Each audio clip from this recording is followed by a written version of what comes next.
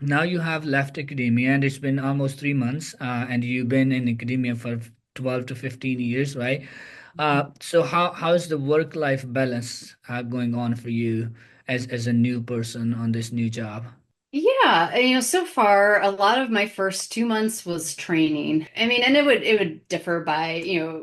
corporation and where you are, but as a medical device company, we need to really make sure we're doing everything by the book and legally, ethically. And so there was a lot of training and assessments around, FDA rules.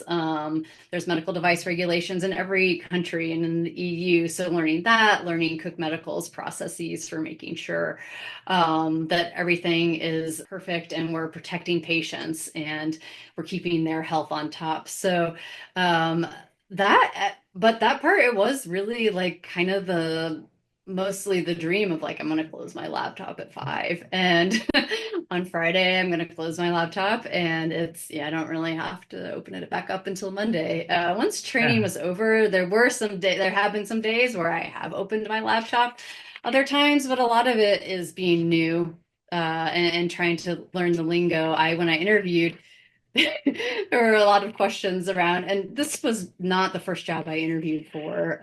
I did not get other jobs that I did interview for, and often the questions were around, well, this is a career change or a different field. Like, how are you going to transition? And a lot of stereotypes about faculty and academics being sort of slow and hard to learn. And I was like, I'm a fast learner. I can do this. And so now I'm like, oh, I really need to be a fast learner. I've been putting a little bit of pressure on myself. So just going through and reading different things. I found an app that's sort of like mini medical school to try to teach myself some of the anatomy, which I really, really have enjoyed. But definitely, it's less. It occupies less space in my head.